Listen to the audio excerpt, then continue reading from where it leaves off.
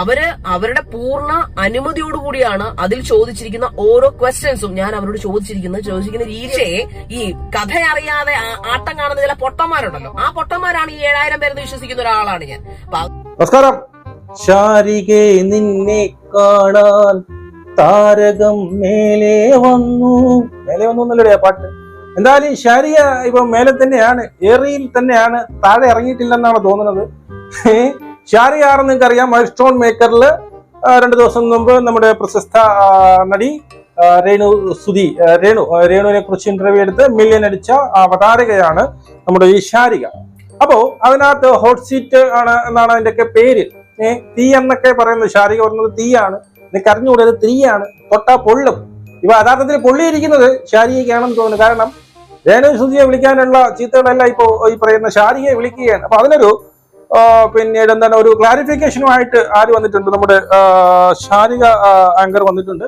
അവരുടെ സ്വന്തം YouTube channel വഴി എന്തായാലും മോണിറ്റൈസ് ആയില്ല എന്നൊക്കെ പറഞ്ഞ് വിഷമിക്കുന്നുണ്ട്. വിഷമിക്കേണ്ട, ഇതോടുകൂടി മോണിറ്റൈസ് ആയി എന്നാണ് ഞാൻ മനസ്സിലാക്കുന്നത്. 66K എന്തോ ഞാൻ ഇപ്പോൾ ഈ വീഡിയോ ഇടുന്നതിന് തൊട്ട് മുമ്പ് വരെ അത്രയും ഉണ്ടായിരുന്നു. മതി, ദാറ്റ്സ് ഇനഫ്. മോണിറ്റൈസ് ആവാൻ അത് മതി. മോണിറ്റൈസ് ഇനി നാളെ തൊട്ട് ഇതുപോലുള്ള പരാധങ്ങൾ പറഞ്ഞു തുടങ്ങുക. അപ്പൊ എന്തോ ആയിക്കോട്ടെ. അപ്പൊ നിങ്ങൾക്ക് കാര്യം മനസ്സിലായല്ലോ. സംഭവം ഇത്രയേ ഉള്ളൂ. രേണുസുതിയെ ഇന്റർവ്യൂ ചെയ്തു. ഫോർട്ട് സീറ്റ് എന്ന് പറഞ്ഞ് രേണുസുതിക്കെതിരായിട്ട് കുറെ ക്വസ്റ്റ്യൻ ചോദിച്ചു. അത് ഇഷ്ടപ്പെടാതെ പ്രേക്ഷകർ വന്ന് തെറി വിളിക്കുന്നു. ഇപ്പൊ രേണുസുതിക്ക് കിട്ടുന്നതിനെക്കാട്ടി ഇരട്ടി തെറി തനിക്കാണ്. ഈ തെറി കിട്ടിയത് ഞാൻ വളരെ കൃതജ്ഞയാണ്. അതോടുകൂടി ഈ പറയുന്ന രേണുസുതിയുടെ വെറുപ്പൊക്കെ മാറിയല്ലോ എന്നൊക്കെയാണ് ഈ പറയുന്ന നമ്മുടെ ശാരിക പറയുന്നത്. എന്തായാലും ശാരികയുടെ ഇന്റർവ്യൂവിന്റെ കുറച്ച് ഭാഗങ്ങൾ കണ്ട് നമുക്ക് പറയാനുള്ള കേസും കൂടി നമുക്ക് പറയാം. അതല്ലേ അതിന്റെ ശരി ശാരിക. ഓക്കെ. രേണുസുതി എന്ന് പറഞ്ഞ വ്യക്തിയെ അവരെ കുറിച്ച് ആദ്യം പറയട്ടെ. ഞാൻ ഒരുപാട് സമയം ഇല്ലാത്തതുകൊണ്ടാണ് ഇത് ദീർഘിപ്പിക്കുന്നില്ല. അവര് റീൽസ് ചെയ്ത കാലം തൊട്ട് പച്ചത്തെറികൾ മാത്രം പറഞ്ഞ ആൾക്കാരാണ് മലയാളികൾ. അക്കൂട്ടത്തിൽ നിങ്ങൾക്ക് എന്നെ നോക്കിക്കൊള്ളുക. ഞാൻ എന്റെ ഡിബേറ്റ് ചാനലുകളിൽ, എന്റെ ന്യൂസ് ചാനലുകളിൽ എല്ലായ്പ്പോഴും എംപവറിംഗ് വുമൺ എന്ന് പറഞ്ഞ പോലെ അവരെ എല്ലായ്പ്പോഴും ഞാൻ പുകഴ്ത്തിയെന്നല്ല, അവരെ അവരുടെ വഴിക്ക് വിടാനാണ് ഞാൻ സംസാരിച്ചിരിക്കുന്നത്.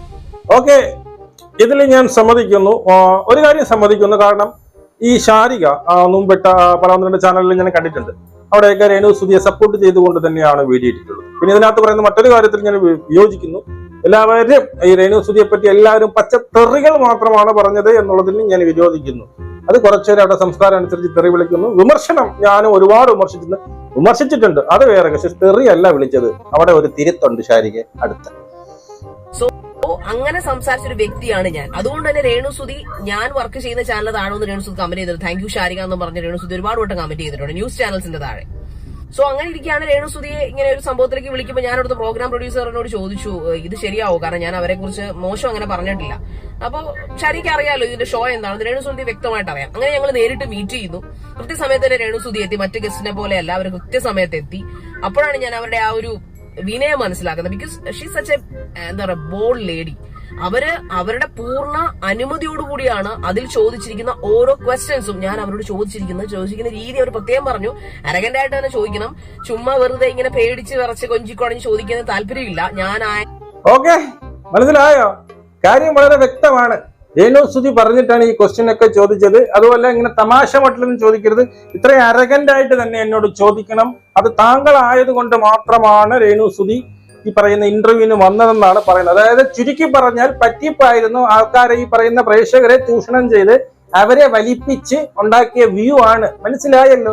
രേണുസുതിക്ക് ഇത് ആദ്യമായിട്ടല്ല, മുമ്പ് വലിപ്പിയിലായിരുന്നു. ആ കല്യാണ ഫോട്ടോ ഇട്ട് അന്ന് തൊട്ട് പിന്നെ ഇങ്ങോട്ട് ആൾക്കാരെ പറ്റിച്ച് ഈ മണ്ടന്മാരായ കുറെ പ്രേക്ഷകരെ പറ്റിച്ച് കൈഷട്ടാക്കുക, പ്രസിദ്ധിയിലേക്ക് വളരുക. അവിടെ ശാരികയും ചെന്ന് വീണു. ബാക്കിയും കൂടി കേൾക്കാം കേട്ടോ. കൊണ്ടാണ് ഈ ഒരു ഷോ ഹോട്ട് സീറ്റ് ആയതുകൊണ്ട് മാത്രമാണ് രേണുസുതി മൈൽ സ്റ്റോണിലേക്ക് വന്നതെന്ന് അവരുടെ അണിയറ പ്രവർത്തകരോട്, അതായത് പ്രൊഡക്ഷൻ ടീമിനോടും മറ്റു ടീമുകളോടും ഇതിലാരാണോ ഇത് നടത്തുന്ന അധികാരികൾ അവരോട് രേണുസുതി അറിയിച്ചിരുന്നു. മനസ്സിലായ ഇതുപോലെ ഹോട്ട് സീറ്റ് ആണ്. എന്റെ അടുത്ത് ഇങ്ങനെ വൃത്തികേടുകൾ ചോദിക്കണം, അല്ലെങ്കിൽ ഇതുപോലുള്ള പ്രേക്ഷകരെ ചൊടിപ്പിക്കുന്ന രീതിയിലുള്ള ക്വസ്റ്റ്യൻ ചോദിക്കുന്ന ഹോട്ട് സീറ്റ് ആയതുകൊണ്ടാണ് ഞാൻ വന്നത്. അതും ശാരികയാണ് അവിടെ ഇന്റർവ്യൂർ ആയതുകൊണ്ടാണ് ഞാൻ വന്നത്. അവർക്കത് ഇഷ്ടമാണ്, എനിക്ക് ഹരമാണ്. പ്രേക്ഷകർ എന്നെ ഇങ്ങനെ തെറി വിളിക്കുന്നതും എന്നെ ഇങ്ങനെ നെഗറ്റീവ്, കാരണം നെഗറ്റീവ് പറഞ്ഞാണല്ലോ ഈ പ്രശസ്തി മൊത്തം. അതുകൊണ്ട് വീണ്ടും എനിക്ക് നെഗറ്റീവ് വേണം. അതുകൊണ്ട് നിങ്ങൾ ഈ രീതിയിലുള്ള ക്വസ്റ്റ്യൻ ചോദിക്കണമെങ്കിൽ മാത്രമേ ഞാൻ വരുള്ളൂ. ഇനി എന്നെ വിളിക്കേണ്ട, മാന്യമായിട്ടുള്ള ഇന്റർവ്യൂവിന് നിങ്ങൾ പ്രതീക്ഷിക്കേണ്ട എന്ന് പറഞ്ഞ് രേണുസുധിയുടെ നിർബന്ധം മൂലമാണ് ശാരികയെ വിളിച്ചു വരുത്തിയത്. Not the point. ഓക്കെ, ആ ഒരു ഇതിന്റെ പേരിലാണ് എന്നെ വിളിക്കുന്നതും ഞങ്ങൾ തമ്മിൽ മീറ്റ് ചെയ്യപ്പെടുന്നതും. വളരെ സന്തോഷകരമായിട്ട് കൈകൊടുത്താണ് ഞങ്ങൾ ഗോതയിലേക്ക് ഇറങ്ങുന്നത്. അപ്പൊ ഈ രേണുസുധിയും ഞാനും അതിന് ചുറ്റും നിൽക്കുന്ന ക്യാമറാമാൻസും പ്രോഗ്രാം പ്രൊഡ്യൂസറും ചാനൽ ഹെഡും ഒക്കെ വെരി വെരി ഹാപ്പിയാണ്. ബിക്കോസ് ഞങ്ങൾ വളരെ അതിനു മുമ്പ് ചിരിച്ചു കളിച്ചിട്ടാണ് ഞങ്ങൾ ഗോതയിലേക്ക് ഇറങ്ങുന്നത്. തിരിച്ചിറങ്ങുന്നതും കെട്ടിപ്പിടിച്ചിട്ടാണ്. തീർച്ചയായിട്ടും അപ്പോ ഈ ഇന്റർവ്യൂ ചെയ്തപ്പോ രേണുസുധി ഹാപ്പി, ഈ പറയുന്ന ആങ്കറായ ശാരിക ഹാപ്പി, അവിടുത്തെ പ്രൊഡ്യൂസർ ഹാപ്പി, എല്ലാവരും ഹാപ്പിയാണ്. കാരണം പണം കിട്ടിയല്ലോ, കുറെ തെറിവിളി കിട്ടിയാലും എന്ത്, പണം കിട്ടിയല്ലോ, നിങ്ങളെല്ലാവരും ഹാപ്പിയാണല്ലോ.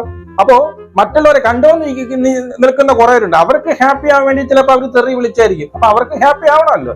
അതുകൊണ്ട് ഇതിനെ വിമർശിക്കേണ്ട ആവശ്യമുണ്ടോ ശാരിക? നിങ്ങൾ ഹാപ്പി, നിങ്ങൾക്ക് പിന്നെ ആങ്കറിങ്ങിന്റെ പൈസ കിട്ടി, മറ്റവർക്ക് മില്യൺ ഓഡിയന്റെ പൈസ കിട്ടി, രേണുസുധിക്ക് എന്ത് ചെയ്ത് ഇന്റർവ്യൂ കൊടുത്തതിന്റെ പൈസ കിട്ടി, അവർക്ക് കുറെ നെഗറ്റീവ് അല്ലെങ്കിൽ കുറെ നെഗറ്റീവ് പോസിറ്റീവായിട്ട് മാറിയിട്ടുണ്ട്. അപ്പൊ നിങ്ങൾ മാത്രം ഹാപ്പി ആയാൽ മതിയാടേ, ബാക്കി കണ്ടോണ്ടിരിക്കുന്നവർക്ക് ഹാപ്പി ആവണ്ട. അപ്പൊ അവർക്ക് ഹാപ്പി ആവാൻ വേണ്ടിട്ട് അവരും താങ്കളെ പിന്നീട് തെറി പറഞ്ഞു. ഇനി അടുത്ത കമ്പനിയിൽ ഞങ്ങൾ കെട്ടിപ്പിടിച്ച് നിൽക്കുന്ന ഫോട്ടോ ഒക്കെ ഞങ്ങൾ കൊടുക്കും, അതേ ഡ്രസ് ഇട്ട് തരും. നിങ്ങൾ പറയാൻ വേണമെങ്കിൽ ഉണ്ട്. എന്തായാലും രേണുസുധിയും ഹാപ്പിയാണ്, ഞാനും ഹാപ്പിയാണ്, ഈ പറയപ്പെടുന്ന മറ്റെല്ലാ ടീമുകളും ഹാപ്പിയാണ്. ഇത് ഈ പ്രോഗ്രാം പ്രൊഡ്യൂസ് ചെയ്ത ആൾക്കാർ എല്ലാവരും ഹാപ്പിയാണ്.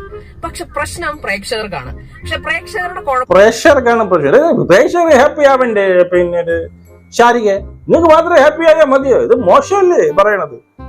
എന്ന് പറഞ്ഞാൽ ഞാൻ തുറന്നു പറഞ്ഞതൊന്നും തോന്നുന്നില്ല. നിലപാടില്ലാത്ത പ്രേക്ഷകരെ എനിക്ക് എന്ത് ചെയ്യാൻ പറ്റും? ഇവിടെ പ്രേക്ഷകരുടെ പ്രശ്നം നിലപാടില്ലാത്ത എന്നാണ് ഈ പറയുന്ന ശാരിക പറഞ്ഞത്. എന്റെ പൊന്നു ശാരിക, നിലപാടില്ലാത്ത ശാരികയ്ക്കല്ലേ?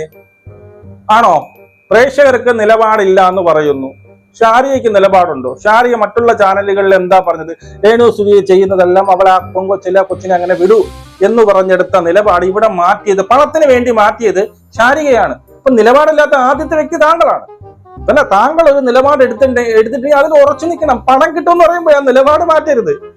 അതിപ്പോ ഹോട്ട് സീറ്റ് ആയിക്കോട്ടെ, മറ്റേ കോൾ സീറ്റ് ആയിക്കോട്ടെ, കോൾഡ് സീറ്റ് ആയിക്കോട്ടെ, ഈ നിലപാടെന്ന് പറഞ്ഞാൽ എവിടെ ഏത് പരിസ്ഥിതിയിലും ആ നിലപാട് അതുപോലെ തന്നെ നിൽക്കണം. പണം വരുമ്പോ നിലപാട് മാറ്റാൻ പാടില്ല. ഈ പറയുന്ന ശാരികയെ, അത് തെറ്റാണ്. പ്രേക്ഷകർക്ക് മാത്രമേ നിലപാട് മാറ്റാൻ പാടുള്ളൂ, താങ്കൾക്ക് അല്ല നിലപാട് മാറ്റാതിരിക്കാൻ പാടുള്ളൂ. താങ്കൾക്ക് നിലപാട് അങ്ങ് മാറ്റാമോ? എന്ത് ചെയ്യാൻ പറ്റും? 9 ലക്ഷം പേരാണ് 3 ദിവസത്തിനുള്ളിൽ അത് കണ്ടത്. അത് ഏതാണ്ട് ഇനി 1 മില്യൺ അടിക്കും, അതെന്തെങ്കിലും ആയിക്കോട്ടെ. അതിൽ 7000 പേരാണ് എന്നെ തെറി വിളിച്ചിരിക്കുന്നത്. രേണുസുധിയെ ഭയങ്കരമായിട്ട് ഇഷ്ടപ്പെട്ടു. I am happy with that. Because അവരത് ഡിസേർവ് ചെയ്യുന്നുണ്ട്. എന്നിലൂടെയെങ്കിലും രേണുസുധി, അതായത് ഇന്റർവ്യൂവിന്റെ തൊട്ടടുത്ത മൊമെന്റ് വരെയും അവരുടെ ക്ലിപ്പ് ബൈറ്റ്സ് എടുത്തു വെച്ച് അവരെ തെറി പറഞ്ഞ ആരാധകരാണ് ഇവിടെ വന്ന് കിടന്നിട്ട് രേണുസുധി ഇപ്പൊ വലിയ നല്ലയാണ്, രേണുസുധി നേരത്തെ നല്ലത് തന്നെയാണ്, രേണുസുധി മോശക്കാരി അല്ലായിരുന്നു, പക്ഷെ അവരെ ഒരു ആവശ്യമില്ലാത്ത രീതിയിൽ അവരുടെയും ലക്ഷ്മി നക്ഷത്രയുടെയും അവരോടൊപ്പം അഭിനയിക്കുന്ന ആൾക്കാരുടെയും ദാസേട്ടന്റെയും ഒക്കെ പേര് വലിച്ചടിച്ചുകൊണ്ട് രേണുസുധി 2ാമത് കെട്ടിക്കാൻ നടക്കുന്നു. ആ രേണുസുധിയുടെ മകനെ പോലും വെറുതെ വിടാതെ ടെറർ ചെയ്യിപ്പിച്ച, ഹരാസ് ചെയ്യിച്ച പ്രേക്ഷകരായ നിങ്ങളോട് എനിക്ക് വന്ന് ഇതിന്റെ ഒരു വിശദീകരണം നൽകേണ്ട ആവശ്യമില്ല. പക്ഷേ ഈ കഥ അറിയാതെ ആട്ടം കാണുന്ന ചില പൊട്ടന്മാരുണ്ടല്ലോ, ആ പൊട്ടന്മാരാണ് ഈ 7000 പേരെന്ന് വിശ്വസിക്കുന്ന ഒരാളാണ് ഞാൻ. അപ്പൊ അതുകൊണ്ട് തന്നെ എനിക്ക് ഇതൊന്നും കേട്ടിട്ട് ഒരു ചുക്കും സംഭവിക്കാൻ പോകുന്നില്ല. പക്ഷെ 2 പറയണമല്ലോ, വേറൊന്നും. അപ്പോ മറ്റൊന്നുമല്ല, കഥ അറിയാതെ ആട്ടം കണ്ടുകൊണ്ടിരുന്ന പൊട്ടന്മാരാണ് ഈ പറയുന്ന പ്രേക്ഷകരെന്നാണ് നമ്മുടെ ശാരിക പറയുന്നത്. സത്യമായിരിക്കും, കുറെയൊക്കെ കഥ അറിയാതെ ഇതിപ്പം ഇത്തിരി മൂളയുള്ളവർക്ക് മനസ്സിലാവും. ഇത് വേറെ ഇന്റർവ്യൂസ് മൊത്തം ഇങ്ങനെയാണല്ലോ, ഇറങ്ങിപ്പോകുന്നു, എടുത്തെറിയുന്നു, ഞാൻ നിർത്തി എന്നൊക്കെ പറയുമ്പോൾ തന്നെ മനസ്സിലാക്കുക ഇത് സ്ക്രിപ്റ്റഡ് ആണ് എന്നുള്ളത്.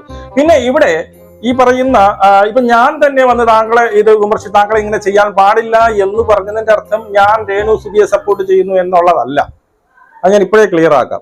പക്ഷേ ഒരാള് നെഗറ്റീവായിട്ട് നിൽക്കുന്ന അതിനെ ചൂഷണം ചെയ്യുന്നവരുണ്ടെങ്കിൽ, അപ്പം അവളുടെ നെഗറ്റിവിറ്റി ഇപ്പോ രേണു എന്ത് ചെയ്യുന്നു, ആ നെഗറ്റിവിറ്റി വിറ്റാണ് നടക്കുന്നത്. ആ നെഗറ്റിവിറ്റി വിൽക്കാൻ വേണ്ടിയിട്ട് മറ്റൊരാള്, ഇപ്പം ആദ്യം നമ്മൾ വെച്ച് രേണുസുധി അറിയാതെ കരുതി, ഇപ്പൊ എന്തറിയുന്നു, രണ്ടുപേരും കൂടി രമ്യതയിലാണ്, രണ്ടുപേരും കൂടി പിന്നീട് ഇത് അങ്ങ് ചേർന്നിരുന്ന് പശ പോലെ ഒട്ടിയിരുന്നാണ് ഇങ്ങനെ ഒരു തീരുമാനം. എന്തൊക്കെയായാലും നിങ്ങൾ രണ്ടും കൂടി ആൾക്കാരെ പറ്റിച്ചുകൊണ്ട് എന്ത് ചെയ്തു, ഇപ്പൊ താങ്കൾക്ക് വരുന്ന തെറി വിളിക്കുന്നവർ രേണുസുധിയെ അങ്ങ് സപ്പോർട്ട് ചെയ്യുന്നു എന്നുള്ളതല്ല, താങ്കൾ രേണുസുധിയെ വിളിച്ചിരുത്തി അനാവശ്യമായ ക്വസ്റ്റ്യൻ എന്തിനു ചോദിച്ചു എന്നുള്ളതാണ്. മനസ്സിലായോ? അതിനർത്ഥം അവിടെ സപ്പോർട്ട് എന്നല്ല ഒരു പരിധി വരെ. പിന്നെ 1 മില്യൺ എന്തിനായി 7000 പേരെ രാത്രി വിളിച്ചുള്ളൂ, ബാക്കിയുള്ളവരും 7000 വരെ വിളിച്ചുള്ളൂ എന്നുള്ളത് നിങ്ങൾക്ക് ആശ്വസിക്കാം എന്നുള്ളതാണ്. അപ്പൊ എന്തൊക്കെ പറഞ്ഞാലും ഇവിടെ സംഭവിച്ചിരിക്കുന്നത് വലിയ ഈ പറഞ്ഞതുപോലെ കഥയറിയാതെ ആട്ടം കാണുന്ന പൊട്ടന്മാരെന്ന് പറയുന്നത് വളരെ ശരിയാണ്. നമ്മളെ എല്ലാവരും പറ്റിച്ചുകൊണ്ട്, നമ്മളെന്ന് പറഞ്ഞാൽ ഞാൻ പറ്റിയിട്ടൊന്നുമില്ല, ഈ ബാക്കിയുള്ള പ്രേക്ഷകരെല്ലാം പറ്റിച്ചുകൊണ്ട് ഇവര് രണ്ടുപേരും കൂടി, രേണു ആയാലും ശരി തന്നെയാണ്, ഈ ശാരികയും കൂടി ചേർന്നുകൊണ്ട് നടത്തിയ ഒരു പൊറോട്ട നാടകമാണ് ഈ സംഭവം എന്നുള്ളതാണ്. ഈ പൊറോട്ട നാടകമാണെങ്കിൽ അതിനുള്ള തെറിവിളികൾ നിങ്ങൾ കേൾക്കാൻ അർഹരാണ്. നിങ്ങൾക്ക് മാത്രം സന്തോഷിച്ച പോരല്ലോ, നിങ്ങളുടെ പ്രൊഡ്യൂസർ ആയിക്കോട്ടെ, രേണുവിനായിരിക്കട്ടെ, താങ്കൾക്കെല്ലാം സന്തോഷമാണ്. കാരണം താങ്കളുടെ പൈസ എല്ലാം കിട്ടിയിട്ടുണ്ട്. അപ്പൊ അതുകൊണ്ട് തന്നെ ഈ കാണുന്നവർക്ക് അവരുടെ രോക്ഷം അവരും ഈ രീതിയിലായിരിക്കും തീർക്കുന്നത് എന്നുള്ളതാണ്. അപ്പൊ അവരും സന്തോഷിക്കട്ടെ, ഇത്രയേ ഉള്ളൂ എന്ന് പറഞ്ഞുകൊണ്ട് ഞാൻ രേണുസുധിയുടെ നിലപാടിനോട് യോജിക്കുന്നു എന്നുള്ളതല്ല ഇതിനർത്ഥം. നമുക്ക് വീണ്ടും കാണാം. ജയ് ഹിന്ദ്.